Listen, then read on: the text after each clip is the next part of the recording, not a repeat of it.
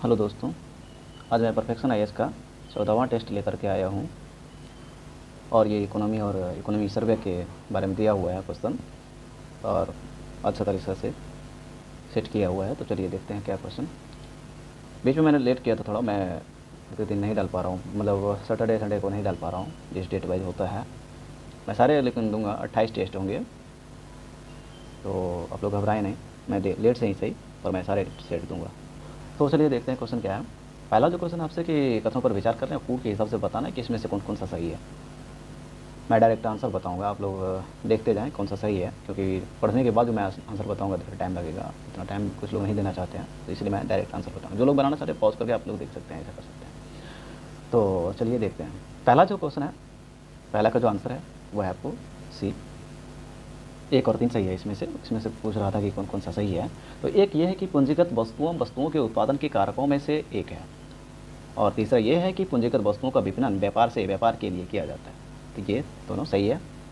अब अगला देखते हैं। अगला जो है दूसरा क्वेश्चन ये है कि मेधा सर्वे ड्राइव्स प्राइवेट लिमिटेड और स्टेडलर राय के संयुक्त उद्यम ने तेलंगाना में भारत की सबसे बड़ी रेल कोच फैक्ट्री का उद्घाटन किया है। स्टेडलर राय किस देश की कंपनी है? तो बताना है कि ये किस देश की कंपनी है। तो ये है आपको स्विट्जरलैंड की। अगला भी कूट के हिसाब से दिया है कि निम्नलिखित कथनों पर विचार करें, कूट के हिसाब से बताएं कि इसमें से जिसका अध्ययन व्यष्टि अर्थशास्त्र में किया जाता है। तो ये बताना है आपको कि इसमें से कौन कौन सा सही है, कूट के हिसाब से बताना होगा। और इसमें जो सही है आपको ए है, ठीक है। मैं आंसर देख के ही बताता हूँ आपको, ताकि कोई मिस्टेक ना हो। तो ये है आपको 1 और 4। एक ये कह रहा है कि उपभोक्ता का व्यवहार तथा संतुलन, 4 ये कह रहा है कि उत्पादक का व्यवहार तथा संतुलन जो है व्यष्टि अर्थशास्त्र में किया जाता है। ये सही है, ठीक है। अगला क्वेश्चन आपसे कि इंडियाज फाइनेंस मिनिस्टर्स 1947 से 77 के लेखक कौन है? आपको बताना है कि इसमें से लेखक कौन है। ये है आपको ए के भट्टाचार्य जो है इंडियाज फाइनेंस मिनिस्टर्स, तो 1947 से 77 के लेखक हैं। अगला है टपकन सिद्धांत के संदर्भ में आपको बताना है कि कौन सा सही है, ठीक है। सही कथन को पहचान करना है। इसमें जो सही है आपको ए है। किसी देश में राष्ट्रीय आय की उच्च विकास दर का लाभ समाज के निचले पायदान पर बैठे लोगों तक पहुंचना, यह है टपकन सिद्धांत। अगला क्वेश्चन है निम्नलिखित कथनों पर विचार करें और कूट के हिसाब से जो दिया आपसे कि कौन कौन सा सही है। तो इसका जो सही आंसर आप इसमें बताना थे ये कि अर्थव्यवस्था में बूम की स्थिति के संदर्भ में कौन कौन सा सही है। तो इसमें जो सही है आपको सही कथन कौन कौन है, ये सी, 3 कथन, इसमें 3 कथन सही है। आर्थिक क्रियाओं का तेजी से विस्तार, यह मंदी की विपरीत स्थिति है। मांग में वृद्धि के परिणाम स्वरूप किसी उद्योग विशेष में भी बूम की स्थिति उत्पन्न हो जाती है, ये सही है। तो इसमें तीनों सही है। सॉरी। तो चलिए नेक्स्ट क्वेश्चन देखते हैं क्या है।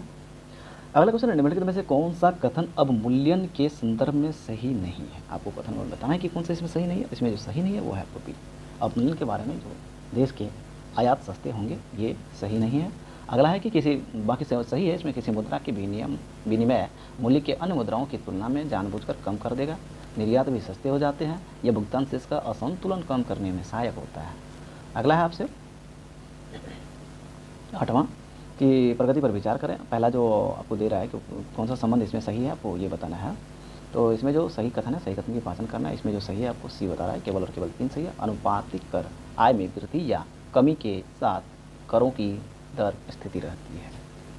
अनुपातिक कर क्या होता है कि आय में वृद्धि या कमी के साथ करों की दर स्थिति रहती है, ये सही है।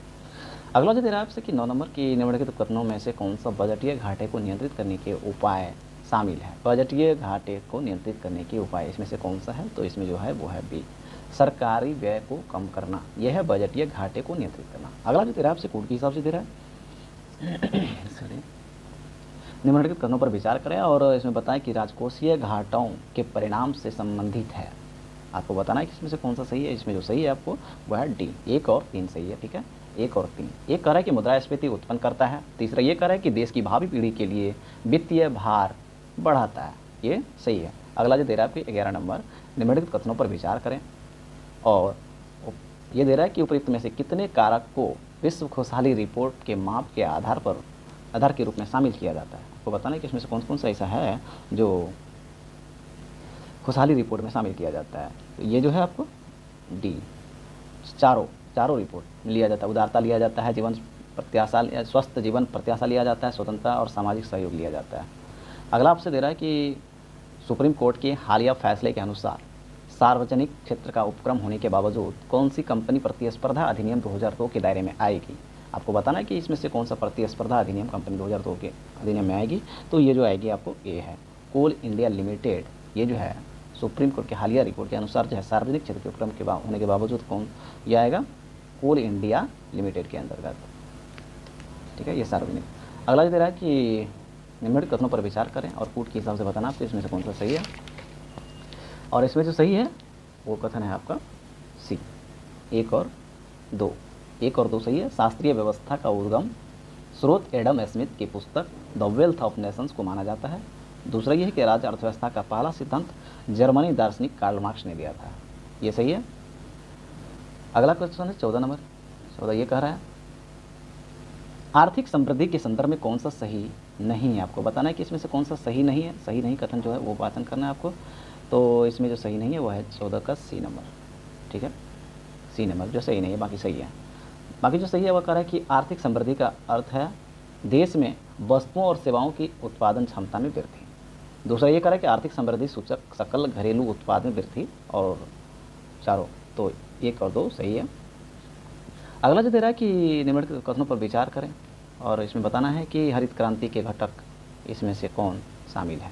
हरित क्रांति के घटक में ये जो 15 का आंसर दे रहा है, डी दे रहा है, तीनों शामिल है। उच्च पैदावार वाली किस्मों के बीजों का प्रयोग, उर्वरकों एवं कीटनाशकों का प्रयोग, समुचित सिंचाई व्यवस्था, ये जो है सही है।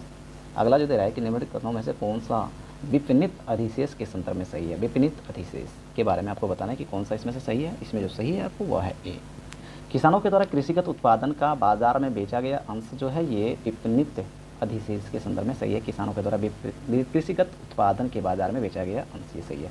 अगला जो दे रहा है आपके कि नंबर किन मदों को सकल घरेलू उत्पाद में सम्मिलित नहीं किया जाता? आपको नहीं किया जाता वो बताना है। इसमें जो नहीं किया जाता वह है डी, उपयुक्त सभी को नहीं किया जाता है। तो मैं इसमें छांट के बताना पड़ेगा सकल घरेलू उत्पादन में। तो सकल घरेलू उत्पादन में नहीं किए जाने वाले मद जो है इसमें तो 5 दिया है, हस्तांतरण भी है। ठीक, ये हो जाएगा।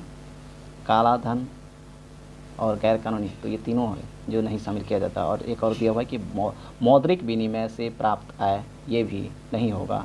5वां ये है कि पुरानी वस्तुओं की का मूल्य इत्यादि, ये सब जो है सकल घरेलू उत्पाद में शामिल नहीं किया जाता है। तो ये 3 रख लीजिए और चौथा याद रख लीजिए कि मौद्रिक विनिमय से प्राप्त है।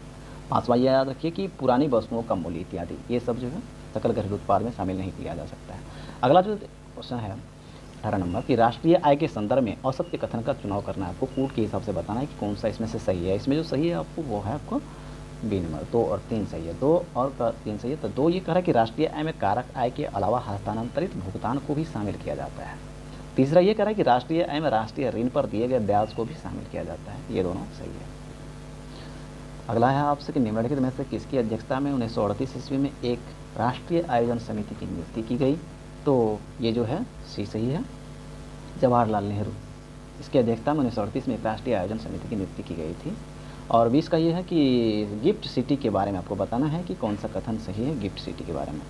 ये जो सही है आपको बी है, केवल 2 सही है इसमें से। महाराष्ट्र में स्थित है और भारत का एकमात्र अंतर्राष्ट्रीय वित्तीय केंद्र है। हाल ही में हसमुख अढ़िया को गिफ्ट सिटी का चेयरमैन नियुक्त किया गया है। तो इसमें जो चेयरमैन, तो ये तीसरा सही है। और आपको जो इसमें सही है वो मैं बता रहा हूँ।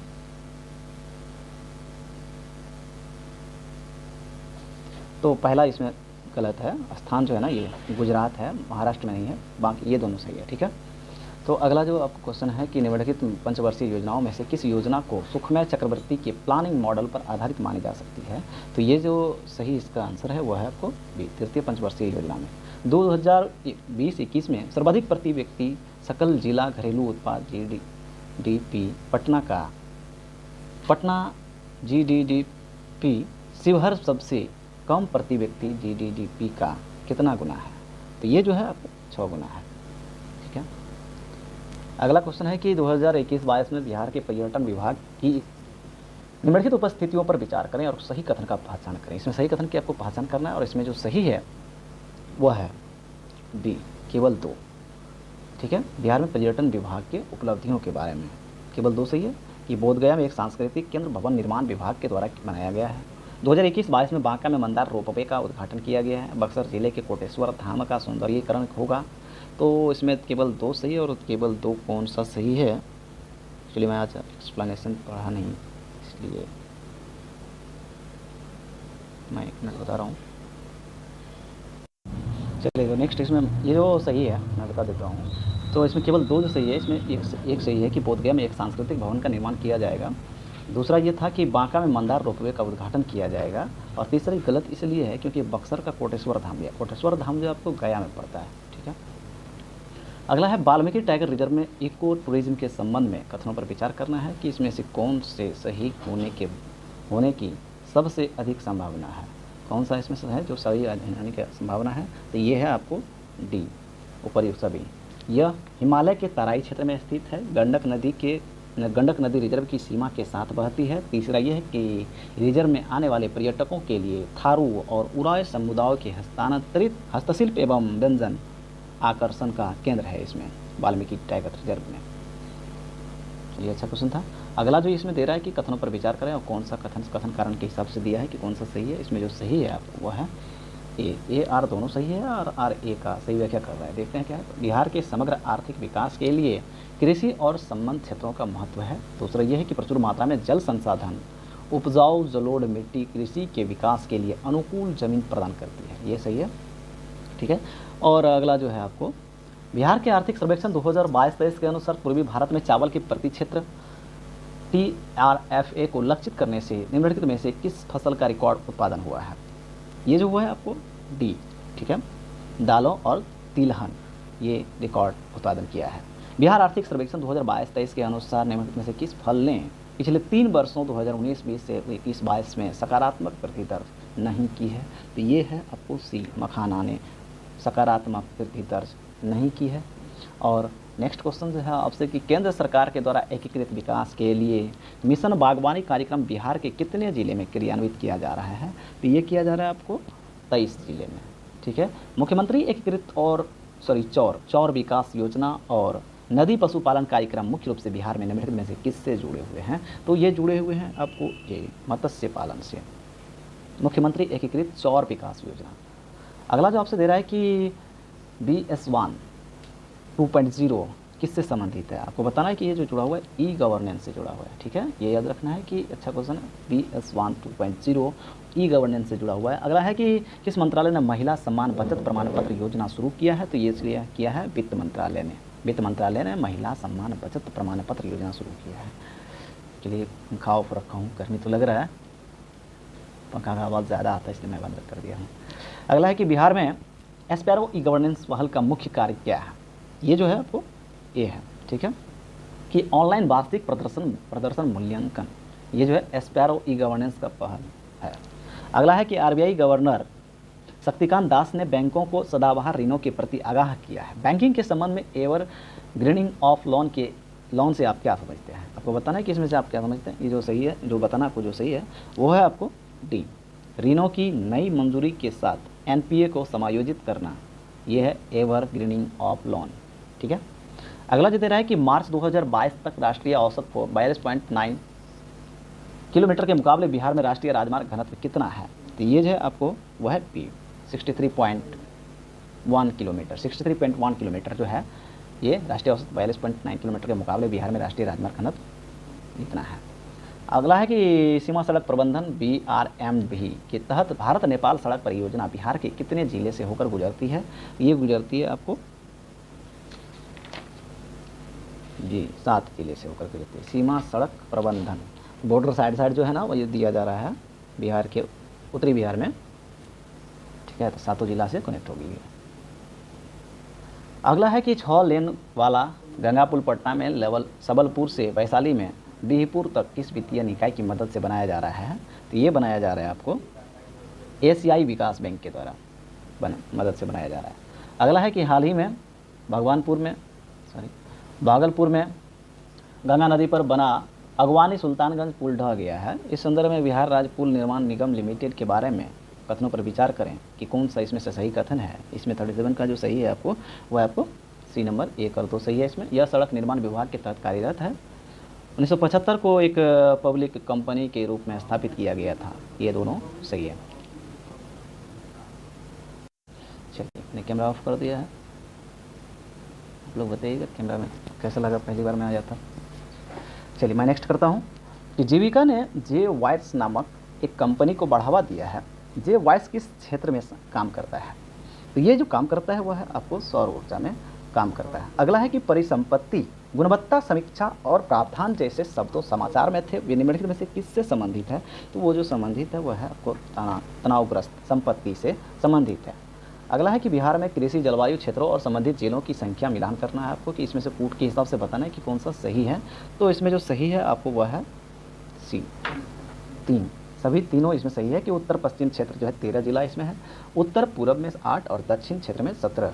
आपको बताना है कि नीति आयोग के निम्नलिखित पदाधिकारियों पर विचार करना है कि इसमें से कौन सा किसे प्रधानमंत्री के द्वारा नियुक्त किया गया है। तो ये है आपको ए 2, 3 और 4। 2, 3, 4 जो है ये प्रधानमंत्री के द्वारा नियुक्त किया जाता है। उपाध्यक्ष, विशेष आमंत्रित व्यक्ति और मुख्य कार्यकारी अधिकारी, ये सही है।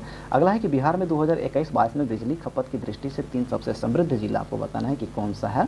तो ये है आपको पटना, गया, मुजफ्फरपुर। पटना, गया और मुजफ्फरपुर है इसमें। 2011 में बिहार में शहरीकरण 11.3% था। इसकी कुल संख्या बताना है कि कितना है। तो ये है आपको 117.6 लाख आपको बताना है। अगला क्वेश्चन कि निम्नलिखित में से कौन सा शहर बिहार गंगा जलापूर्ति योजना लाभार्थी शहर नहीं है? तो ये जो नहीं है आपको वह है बिहटा नहीं है। ठीक है, बिहटा नहीं है। अगला है कि हाल ही में समर्थ अभियान खबरों में था, यह निम्नलिखित में से किससे संबंधित है? तो ये जो संबंधित है आपको बी डिजिटल लेन देन को बढ़ावा देने से संबंधित है। ठीक है, अभियान खबरों में था, संबंधित है ये। अगला है कि क्वेश्चन निम्नलिखित में से कौन सा शहर स्मार्ट सिटी मिशन के तहत शामिल नहीं है? ये जो शामिल नहीं है आपको ये है डी दरभंगा शामिल नहीं है स्मार्ट सिटी मिशन में। अगला है कि पटना मेट्रो के निर्माण के लिए Patna metro rail corporation limited का गठन किया गया है। तो इसमें जो सही आंसर है वो बताना है आपको। इसमें सही आंसर जो है वो है आपको ए फरवरी 2019 में ये कॉरपोरेशन लिमिटेड का गठन किया गया पटना मेट्रो का। ठीक है, तब से अब तक चल रहा है। अगला है कि 7 निश्चय 2 के अंतर्गत मुख्यमंत्री ग्रामीण सोलर स्ट्रीट लाइट योजना का लक्ष्य प्रत्येक वार्ड में कितनी सोलर लाइटें लगाने का है? तो ये जो है को 48 आंसर इज बी, ये 10 लगाने का, सोलर लाइट लगाने का योजना है प्रत्येक वार्ड में। अगला है कि नवीनतम नमूना पंजीकरण प्रणाली के अनुसार जैसा कि बिहार आर्थिक सर्वेक्षण 2022-23 में उल्लेख किया गया है, 2018-20 के में बताना है कि बिहार में मातृ मृत्यु दर थी। तो ये जो थी आपको ए 118 थी। ठीक है, याद रखना है इसको, 118। अगला क्वेश्चन है कि UPI 123 पे के बारे में कौन सा कथन सही है? इसमें बताना है कि कौन सा कथन सही है, कोड के हिसाब से बताना है। और ये जो सही है केवल और केवल 2 सही है। यह लेन देन शुरू करने और निष्पादित करने के लिए एक 3 चरणीय ऑफलाइन विधि है जो साधारण फीचर फोन पर काम करेगी। अगला क्वेश्चन है दोस्तों, आप लोग शेयर कीजिए, सब्सक्राइब कीजिए, लाइक कीजिए, मेरे चैनल को हेल्प कीजिए अभी, ताकि फिर अभी। अगला है हाल ही में संशोधित CGTMSE योजना किसके लिए समपार्श्विक मुक्त ऋण उपलब्धता सुनिश्चित करती है? ये जो आपको है वह है बी MSME के लिए। 2011 की जनगणना के अनुसार कौन भारत का सबसे बड़ा जनजातीय समूह है? ये जो है वह आपको भील जनजाति। हाल ही में विश्व बैंक ने ग्रामीण क्षेत्रों के स्वच्छ पेयजल उपलब्ध कराने के लिए किस राज्य को $363 मिलियन का ऋण स्वीकृत किया है? तो ये किया है आपको कर्नाटक को। ठीक है, कर्नाटक को। अगला क्वेश्चन है कि 2011 की जनगणना के आंकड़ों के अनुसार किस राज्य में पुरुष और महिला साक्षरता में सर्वाधिक अंतर है? तो ये बताना है आपको, ये है ए राजस्थान में पहला पुरुष और महिला साक्षरता में। भारत में जनसंख्या को बढ़ते क्रम में धार्मिक समूहों को व्यवस्थित करना है, कौन सा इसमें से सही है व्यवस्थित सबसे ज़्यादा? तो ये है 55 आंसर इज ए। पहले है आपको बढ़ते क्रम में, यानी सबसे कम से बड़े की ओर। तो ये हो जाएगा पहले जैन, फिर हो जाएगा बौद्ध, फिर हो जाएगा सिख, फिर हो जाएगा ईसाई, फिर है मुसलमान। इस तरह से क्रम है इसका। अगला है कि किस दशक में जनसंख्या की वृद्धि दर ऋणात्मक रही? तो ये जो ऋणात्मक रही है ये रही है 1911 से 21 में वृद्धि दर जनसंख्या का ऋणात्मक रही थी। अगला है कि भारत ने किस वर्ष तक 1 ट्रिलियन अमेरिकी डॉलर की डिजिटल अर्थव्यवस्था बनने का लक्ष्य रखा है? तो ये जो आंसर है वो है 2025-26, ये सही है। अगला है कि जनसंख्या चक्र में वह कौन सी अवस्था है जिसमें भारत को उसकी जनसांख्यिकी की विशेषता के आधार पर वर्गीकृत किया गया है? तो ये जो है देर से विस्तार चरण, ठीक है, ये जो जनसंख्या की विशेषता के आधार पर वर्गीकृत किया गया है। अगला जो दे रहा है कि निम्नलिखित में से किसे भारतीय जनसंख्या के इतिहास में सबसे बड़ी छलांग कहा जाता है? तो ये जो कहा जाता है वो कहा जाता है डी, 1961 टू 71 को कहा जाता है जनसंख्या के इतिहास में सबसे बड़ी छलांग 1961 से 71 में लगा था। अगला क्वेश्चन है कि निम्नलिखित में से कौन बॉक्साइट प्रमाणित संदर्भ सामग्री CRM को सफलतापूर्वक विकसित करने वाली पहली भारतीय कंपनी बन गई है? तो ये जो बन गई है ये है बी, नालको बन गई है। 2011 की जनगणना के अनुसार भारत के किस राज्य की जनसंख्या सबसे कम है? तो ये है आपको सिक्किम की जनसंख्या सबसे कम है। अगला क्वेश्चन है कि भारत की निम्नलिखित में से किस जनजातीय के नाम पर विश्व के प्राचीन भूवैज्ञानिक इतिहास के लिए के एक अति महाद्वीप का नाम रखा गया है? तो ये जो रखा गया है वह है गोंड का, ठीक है, जनजातीय के नाम पर विश्व के प्राचीन भूवैज्ञानिक इतिहास के एक अति महाद्वीप का नाम रखा गया है गोंड। जन्म दर प्रति वर्ष के दौरान जन्म को मापती है, ये है आपको 1000 जनसंख्या पर जन्म दर मापी जाती है। अगला है कि राज्य और जनजातीय के बारे में बताना है कि कौन सा युग में इसमें सुमेलित नहीं हो रहा है। सुमेलित जो इसमें से नहीं हो रहा है वह है आपको डी, ठीक है, डी नहीं। बाकी सही है कि असम में मेरी जनजाति है, नागालैंड में कोन्याक जनजाति, अरुणाचल में आपातानी जनजाति है, ठीक है। और अगला जो आपको दे रहा है कुकी मुख्य रूप से किस राज्य से संबंधित है? आपको बताना है कि कुकी जनजाति मुख्य रूप से किस राज्य से संबंधित है? ये है मणिपुर से कुकी जनजाति संबंधित है। राष्ट्रीय जनसंख्या आयोग की अध्यक्षता किसके द्वारा की जाती है? बताना है। तो ये की जाती है आपको प्रधानमंत्री के द्वारा राष्ट्रीय जनसंख्या आयोग की अध्यक्षता किया जाता है। अगला है कि 2011 की जनगणना का नारा था। तो ये जो नारा था आपको बताना है, ये है डी, हमारी जनगणना हमारा भविष्य, 2011 का ये नारा था।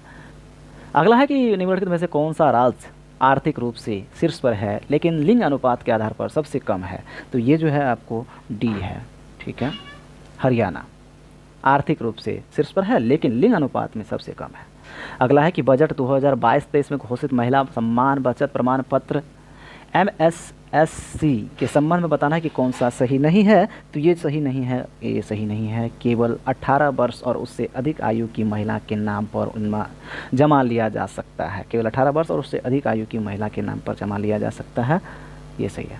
अगला है कि भारत में निम्नलिखित में से किसकी सहायता से MSME प्रदर्शन को बढ़ाने और तेज करने की योजना लागू की जा सकती है? ये जो की जा सकती है वह है कोडी, विश्व बैंक, ठीक है, विश्व बैंक द्वारा ये की जा सकती है। अगला है कि बजट 2023-24 के दौरान उल्लिखित यूनिवर्सिटी मॉडल के संबंध में कौन सा कथन सही है? इसमें जो सही है आपको वो है वे एक जनपद एक उत्पाद GI टैग उत्पादों को बढ़ावा देंगे। कौन? बजट 23-24 जनपद और उत्पाद और GI टैग उत्पाद पर बढ़ावा देगा यूनिटी मॉडल, ठीक है। चलिए नेक्स्ट क्वेश्चन देखते हैं। क्वेश्चन तो बहुत अच्छा आ रहा है, अच्छे तरीके से सेट भी किया हुआ है। आप लोग इसको दोबारा देखें, रिवीजन करें इसका। मैं PDF जो है टेलीग्राम पे डाल दूंगा, तो वहाँ से आप लोग क्वेश्चन में अपने देख लें। चाहे तो प्रिंट आउट निकलवा लें या फिर पेन चला के बार बार उसका रिवीजन कर सकते हैं। जो लोग यूट्यूब नहीं देखना चाहेंगे तो ऐसा भी कर सकते हैं, नहीं तो एक नज़र स्पीड करके आप लोग 1.5 गुना 2 गुना स्पीड करके एक नज़र देख सकते हैं, ऐसा भी कर सकते हैं। तो चलिए देखते हैं सेक्शन 72 आंसर इज। तो ये पहले क्वेश्चन है, आर्थिक सर्वेक्षण 2022-23 में फिलीपीन को तकनीकी शब्दजाल के रूप में परिभाषित किया गया है। निम्नलिखित में से उस संदर्भ में फिलीपीन का सबसे अच्छा वर्णन करता है? तो ये जो वर्णन करता है आपको ये है सी, एक घरेलू कंपनी के स्वामित्व को एक विदेशी इकाई में स्थानांतरित करना। ये आर्थिक सर्वेक्षण 22-23 में फिलीपीन को तकनीकी के शब्दजाल के रूप में परिभाषित करता है। अगला जो है, आज टाइम लग रहा है क्या? 26 नहीं, एवरेज है, ठीक है, मैं इसको बढ़ा दूंगा स्पीड। अगला है कि आर्थिक सर्वेक्षण 22-23 के संदर्भ में बताना है कि कथनों पर विचार करना है कि कौन सा इसमें से सही है, और इसमें जो सही है वह है आपको डी, ना तो 1 ना तो 2 देखना पड़ेगा इसका। चलिए अगला है कि निम्नलिखित में से कौन सा कथन आर्थिक सर्वेक्षण 22-23 में संदर्भित पेंट ऑफ डिमांड शब्द का सबसे अच्छा वर्णन करता है? ये जो वर्णन करता है आपको ये है सी, कम खर्च की अवधि के बाद किसी उत्पाद की मांग में तेजी से वृद्धि जो है पेंट अप डिमांड शब्द को वर्णन करता है। आर्थिक सर्वेक्षण 22-23 में पेंट अप डिमांड, कम खर्च की अवधि के बाद किसी उत्पाद की मांग में तेजी वृद्धि, ये संदर्भित है।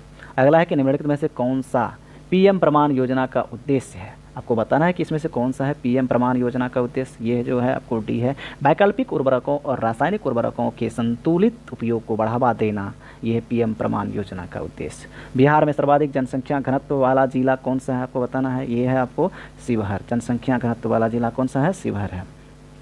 हाल ही में स्टैंड बाय क्रेडिट सुविधा, विस्तारित फंड सुविधा और स्थिरता सुविधा जैसे शब्द समाचार में थे। आपको बताना है कि किससे संबंधित है। ये जो संबंधित है आपको वह है आपको IMF, स्टैंड बाय क्रेडिट सुविधा।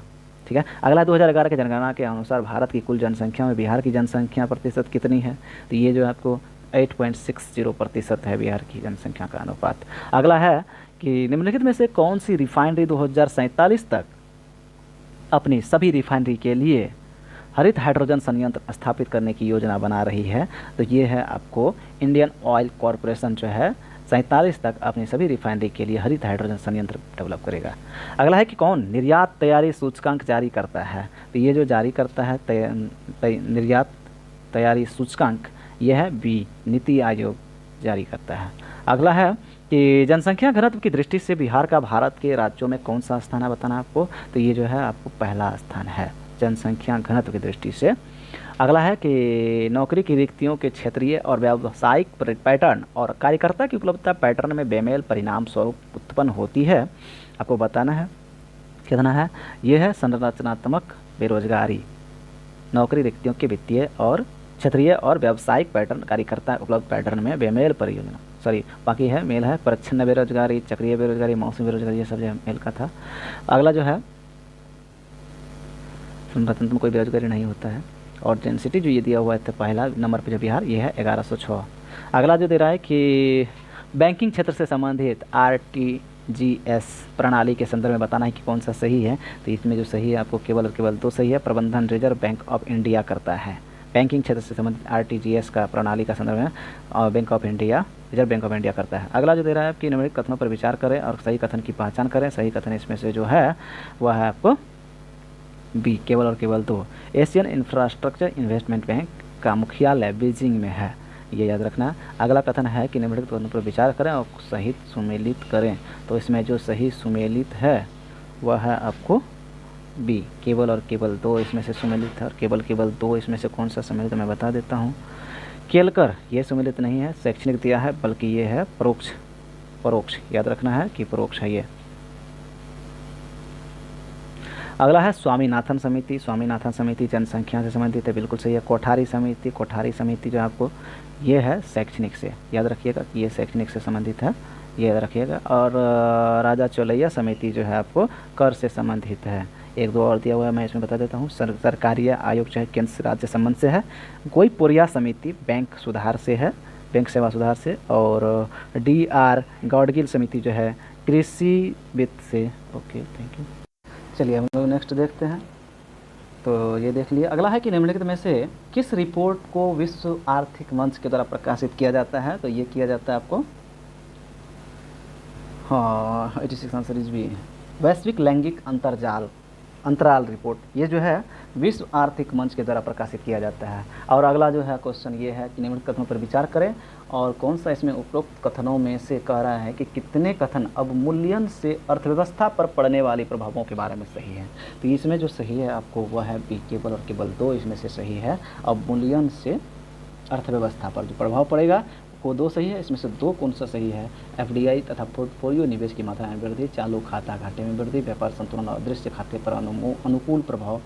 तो ये अनुकूल प्रभाव ये तो ठीक है, तीसरा सही है। और मैं दूसरा भी बता देता हूँ, पोर्टफोलियो FDI तथा पोर्टफोलियो निवेश की मात्रा में वृद्धि, ये सही है।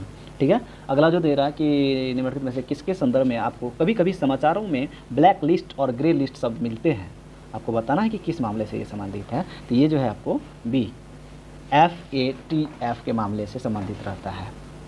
अगला बताना है कि 89 नंबर, निम्नलिखित कथनों पर विचार करें और मिष्टी योजना से संबंधित कौन कौन सा है संबंधित, ये बताना है कि मिष्टी योजना से संबंधित सही जो है चलिए, इसमें तो केवल दो सही है और दो जो सही है इसमें केवल एक और दो सही है।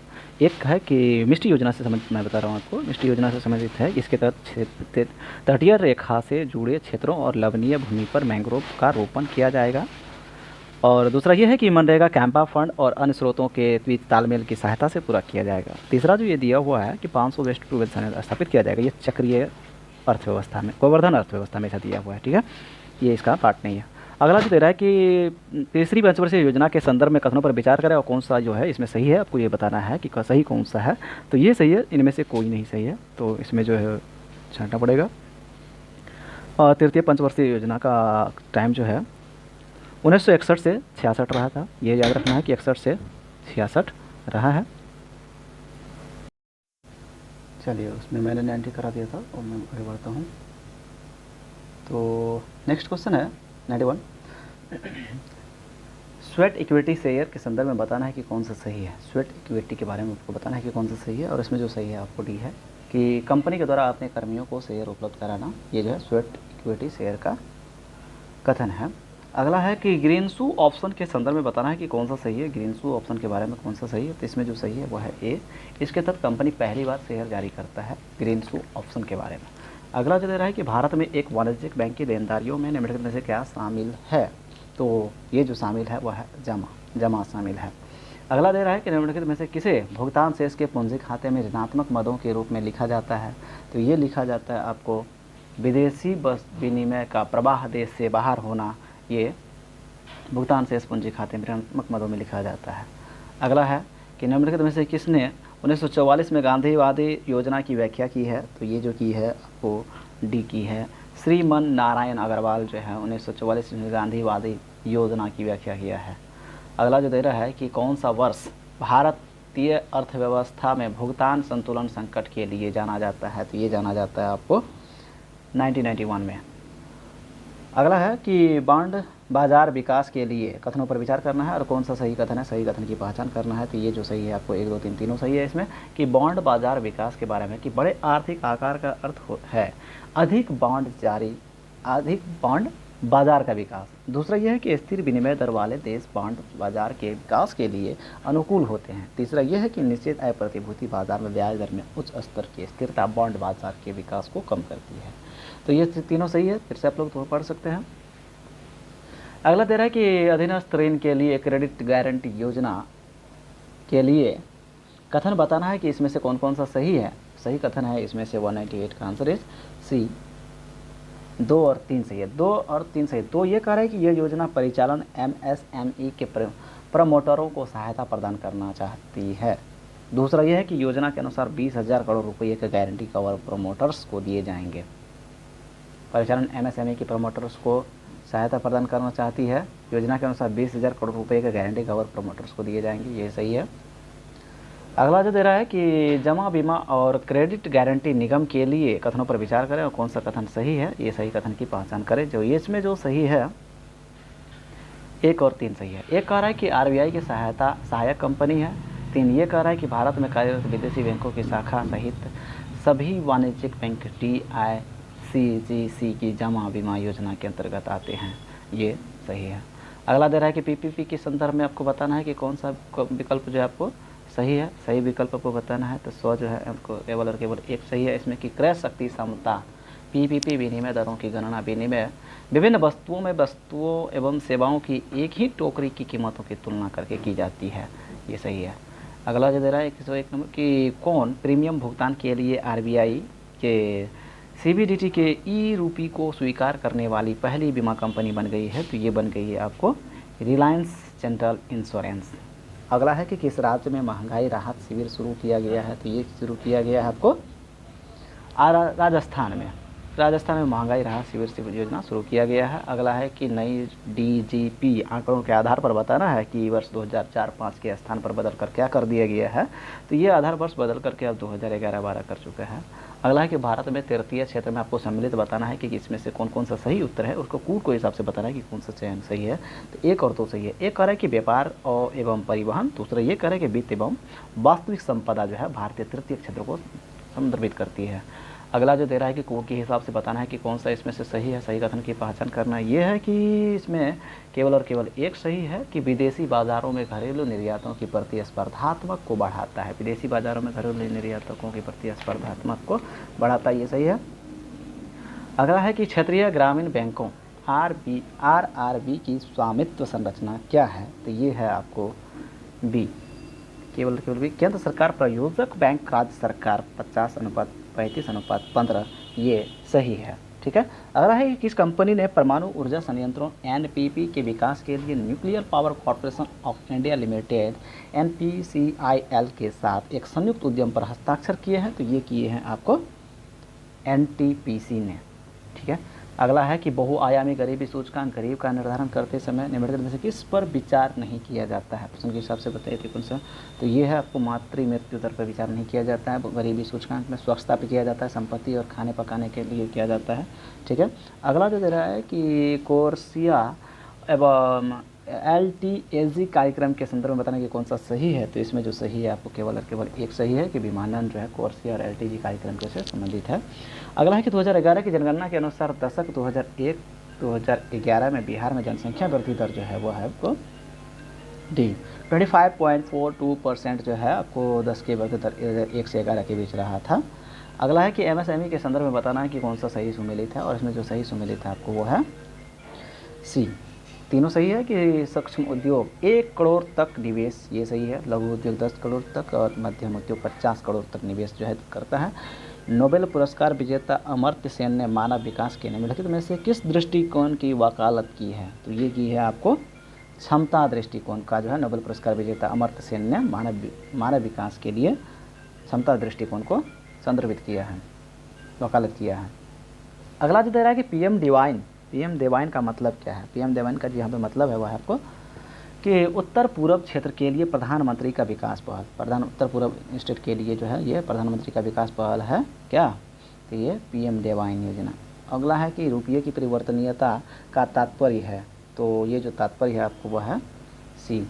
रुपये को अनन्य प्रमुख मुद्राओं और अनन्य प्रमुख मुद्राओं के रुपये में मुक्त रूप में परिवर्तित करके देने की अनुमति जो है, ये मुक्त परिवर्तन रुपये की परिवर्तनीयता तात्पर्य है। ये रुपये को अन्य प्रमुख मुद्राओं और अन्य प्रमुख मुद्राओं को रुपये में मुक्त रूप में परिवर्तित करके देने की अनुमति है। अगला है कि बिहार वन स्थिति रिपोर्ट 2021 के अनुसार प्रतिशत आधार पर निम्न वन आवरण वाला जिला कौन सा है, तो ये है आपको शेखपुरा। बिहार में वन स्थिति रिपोर्ट 2021 के अनुसार प्रतिशत आधार वाला।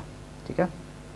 अगला जो दे रहा है आपसे कि 2011 की जनगणना के अनुसार निम्नलिखित में कौन सा सही नहीं है, 2011 के अनुसार, तो ये जो सही नहीं है वो आपको सी, सर्वाधिक जनसंख्या बिहार की है, ये गलत है। ठीक है।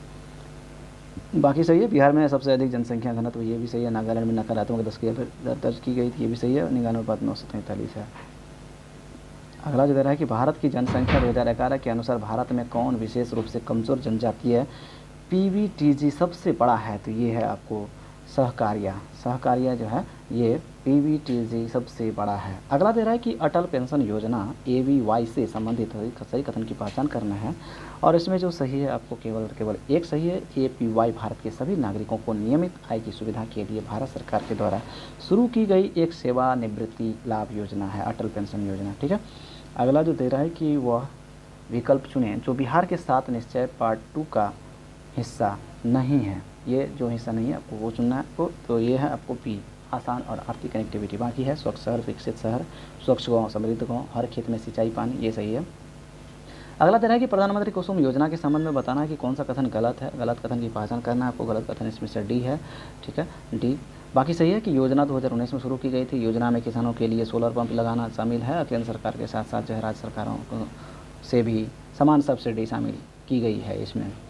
अगला है बेटी बचाओ बेटी पढ़ाओ योजना के नोडल मंत्रालय से संबंधित है, तो ये है आपको कौन सा मंत्रालय से संबंधित है, तो ये है मंत्रालय आपको महिला एवं बाल विकास मंत्रालय जो है बेटी बचाओ बेटी पढ़ाओ योजना नोडल मंत्रालय संबंधित है। अगला जो दे रहा है कि प्रधानमंत्री महिला शक्ति केंद्र, आपको बताना है कि इसमें से उद्देश्य क्या है इसका, तो इसका जो उद्देश्य है वह है ए, सामुदायिक भागीदारी के माध्यम से ग्रामीण महिलाओं को सशक्त करना प्रधानमंत्री महिला शक्ति केंद्र का उद्देश्य है। अगला जो दे रहा है कि राष्ट्रीय बौद्धिक संपदा अधिकार नीति के संदर्भ में बताना है कि कौन सा कथन इसमें से सही है, तो इसमें जो सही कथन है वो है आपको सी, एक और तो दोनों सही है। राष्ट्रीय बौद्धिक संपदा अधिकार के बारे में कि यह दोहा विकास एजेंडा और ट्रिप्स समझौते के प्रति भारत की प्रतिबद्धता को दोहराता है। दूसरा यह है कि औद्योगिक नीति और संवर्धन विभाग भारत में बौद्धिक संपदा अधिकारों को विनियमित करने के लिए नोडल एजेंसी है। अगला जो दे रहा है कि अपूर्णीय टोकन NFT के लिए बताना है कि कौन सा सही है, आपको सही कथन की पहचान करना है इसमें। और इसमें जो सही है, एक और दो सही है, वे भौतिक संपत्ति के डिजिटल प्रतिनिधित्व को सक्षम करते हैं। किसके बारे में है? ये अपूर्णीय टोकन NFT के बारे में, भौतिक संपत्तियों के डिजिटल प्रतिनिधित्व को सक्षम करते हैं। दूसरा यह है कि अद्वितीय ग्राफिक टोकन है जो ब्लॉकचेन पर मौजूद होते हैं। ठीक है। अगला जो दे रहा है कि कौन सी मुद्रा IMF की SDR की टोकरी का हिस्सा नहीं है, तो ये जो नहीं है आपको बी रैंड मुद्रा IMF का हिस्सा नहीं है। दूसरा है कि हुनर हाट किसके अंतर्गत क्रियान्वित किया जाता है, तो ये किया जाता है आपको USTTAD योजना जो है, इसके अंतर्गत हुनर हाट को संदर्भित किया जाता है। अगला जो दे रहा है कि कौन सा मंदी का प्रमुख प्रभाव है, आपको बताना है कि कौन सा मंदी का प्रमुख प्रभाव, ये जो है आपको चारों है। मांग में सामान्य गिरावट, मुद्रास्फीति कम रहती है, रोजगार दर गिरती है, उद्योग कीमतों में कटौती का सहारा लेते हैं, ये सही है। अगला जो दे रहा है कि भारत की बैंकिंग प्रणाली के संदर्भ में निफ्ट NFT का क्या अर्थ है, तो NFT का जो अर्थ है वह है आपको सी, राष्ट्रीय electronic fund transfer, national electronic fund transfer, ये जो है इसका। अगला है कि कौन सा बैंक चुनावी बॉन्ड जारी करने के लिए अधिकृत है, तो ये है आपको भारतीय स्टेट बैंक चुनावी बॉन्ड जारी करने के लिए अधिकृत किया गया है इसको। अगला जो दे रहा है कि निम्नलिखित में से किसने भारत में सहकारी खेती के विचार को मंजूरी नहीं दी है, आपको नहीं दी है इसमें से, तो ये है आपको डी चरण सिंह। बाकी अबुल कलाम आज़ाद, जवाहरलाल नेहरू, लाल बहादुर शास्त्री, ये सब जो है सहकारी खेती के लिए विचार को दिया था।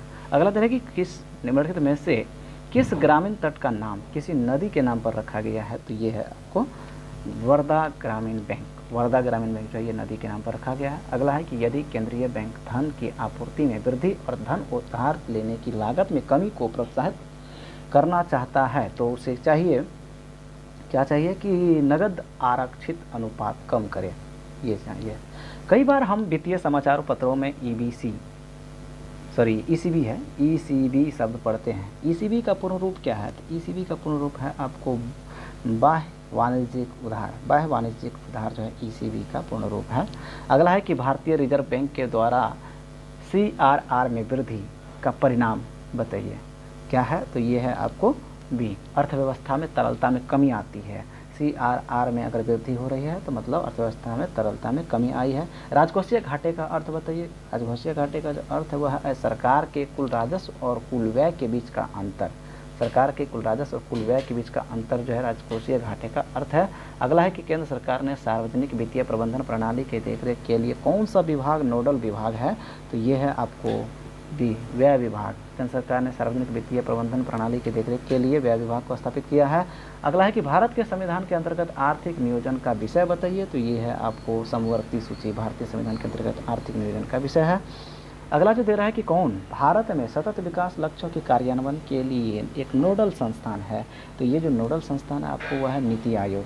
अगला बताना है कि भारत के लिए निम्नलिखित में से किस पंचवर्षीय योजना में मानव विकास को विकासात्मक प्रयासों के मूल्य के रूप में मान्यता दी है, तो ये है आपको 8वीं पंचवर्षीय योजना को मानव विकास पर काम किया था। अगला जो दे रहा है कि निम्नलिखित युग्मों पर विचार करें, गलत कथन की पहचान करना है। आपको गलत कथन की पहचान करना है। इसमें गलत जो है आपको केवल एक गलत है, बाकी दोनों सही है। कि समाजवादी अर्थव्यवस्था सरकार तय करती है कि वस्तुएं उत्पादन कैसे किया जाए और उनका वितरण कैसे किया जाए। मिश्रित अर्थव्यवस्था वस्तुओं का उत्पादन सार्वजनिक और निजी दोनों संस्थाओं के द्वारा किया जाता है, ये सही है। अगला जो दे रहा है कि किस वर्ष में भारत सरकार ने मौद्रिक नीति समिति की स्थापना की है, मौद्रिक नीति समिति की स्थापना की है, तो ये है आपको ए, 2016। अगला है संयुक्त राष्ट्र सतत विकास लक्ष्यों के संदर्भ में बताना है कि कौन सा जोड़ा गलत है, गलत कथन की पहचान करना है आपको, ये है डी, गुणवत्तापूर्ण शिक्षा SDG 3 ये गलत है, बाकी सही है। शून्य भूख SDG 2, सभी सभ्य कार्य और आर्थिक विकास SDG 8, कोई गरीब नहीं SDG 1। अगला है कि प्लान्ड इकोनॉमी फॉर इंडिया पुस्तक के लेखक बताइए कौन है, तो ये है आपको M Visvesvaraya. Planned economy for India UNDP के मानव विकास रिपोर्ट एचडीआर में बताना है कि 3 संकेतकों में से किसको मिलाकर विकास को मापती है, तो ये मापती है आपको स्वास्थ्य, शिक्षा और जीवन स्तर, यूएनडीपी मानव विकास रिपोर्ट। अगला जो दे रहा है कि भारतीय जीवन रिजर्व बैंक के संदर्भ में बताना है कि कौन सा कथन सही नहीं है, आपको जो सही नहीं है उसको पहचानना है। ये है डी, यह सभी प्रकार के करेंसी नोट जारी करता है, या रिजर्व बैंक जो है सभी प्रकार के करेंसी नोट जारी करता है। न्यूनतम समर्थन मूल्य किसानों को निम्नलिखित में से बचाता है, तो ये बचाता है आपको डी। बम्फर उत्पादन के दौरान कीमतों में अत्यधिक गिरावट जो है न्यूनतम समर्थन मूल्य के किसानों को बचाता है, बम्फर उत्पादन के दौरान कीमतों में अत्यधिक गिरावट। अगला जो दे रहा है कि लॉरेंज वक्र के द्वारा निम्नलिखित में से क्या मापा जाता है, तो ये मापा जाता है आपको ए, आय की असमानता। लॉरेंज वक्र के द्वारा आय की असमानता है निम्नलिखित में से किसी एक अलग अनुशासन के रूप में व्यापक अर्थशास्त्र के संस्थापक के रूप में भी जाना जाता है, तो ये है आपको सी, जॉन मेनार्ड किन्स जो है व्यापक अर्थशास्त्र के संस्थापक के रूप में जाना जाता है। अगला दे रहा है कि गिनी गुणांक किसके लिए प्रयोग किया जाता है, तो ये किया जाता है आपको आय असमानता को मापने के लिए। आय असमानता को मापने के लिए गिनी गुणांक जो है प्रयोग किया जाता है। अगला जो दे रहा है कि सतत पर्यटन का मुख्य उद्देश्य है, तो ये जो है बी, ये है सांस्कृतिक अखंडता और पारिस्थितिक प्रक्रियाओं को बनाए रखते हुए पर्यटन और पर्यावरण का प्रबंधन करना, ये सतत विकास पर्यटन का मुख्य लक्ष्य है। थैंक्स दोस्तों।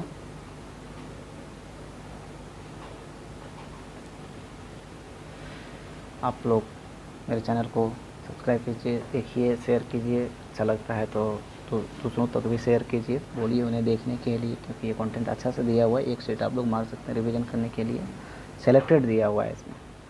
तो बहुत बहुत धन्यवाद।